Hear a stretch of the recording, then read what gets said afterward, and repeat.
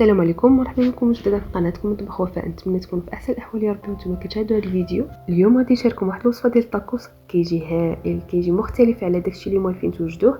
غادي نوجدوه بالفخذ ديال لاداند مقوم ومشرمل على حقو طريقو المذاق ديال الشوا. الطاكوس ديالنا كيجي معلك وبنين، ما تشبعوش منه، احسن من اللي كنشريوه من برا. هنايا خديت قطع ديال الفخذ ديال لاداند، قومته شرملته وطيبته على نار مهيله حتى كيطيب كيهرى، عاد كنزيدوا له باقي المكونات. وباش تعرفوا على الطريقه بالضبط كي درت وجدت هذا الفخذ ديال لاداند والاسرار باش يجيكم فتي وهشيش والبنه ديالو لا تقاوم، غادي نخلي لكم رابط الفيديو في صندوق الوصف، راه اخر فيديو شاركته معكم فيه جميع الاسرار باش يجيكم زوين وفتي. من بعد ما طاب لاداند ديالي كنضيف له واحد الكميه لا باس بها ديال لا كريم فريش او القشطه الطريه.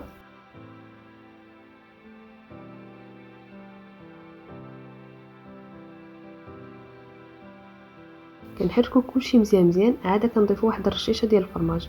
انا هنايا استعملت واحد الخليط ما بين الفرماج الاحمر والموزاريلا باش يعطينا التعليكه وفي نفس الوقت المذاق.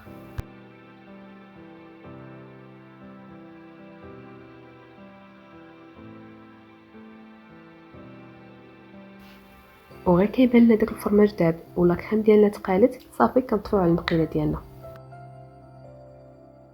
بالنسبه لباقي المكونات غادي نحتاجو اكيد خبز تورتيلا، واحد جوج قطع ديال فرماج ديال الساندويتش، واي صلصه كتبغيو. انا هنايا خدمت لاصوص اندلس، عندي هنايا المقله اللي وجدنا جميع وواحد شويه ديال الفلفل. كندهنوا الخبز ديال الطاكوس ديالنا بواحد شويه ديال لاصوص على هذا الشكل هذا، وكنعمروه بهذيك الحشوه ديال لاداند.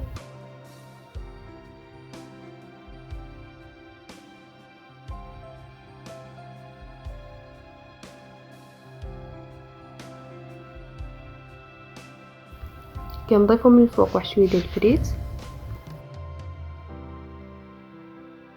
وفي الاخير كنزيدوا واحد القطعه ديال الفرماج ديال الساندويتش على هذا الشكل هذا.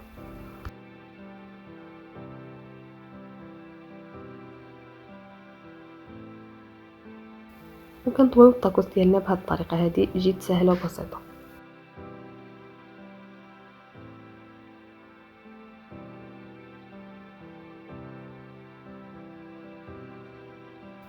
كنبريسيو الطاكوس ديالنا في واحد الاله ديال البانيني، كيما ممكن تحمروه من جهتين في واحد المقيله مدهونه بالزبده، وكتقدموه بالصحه والراحه.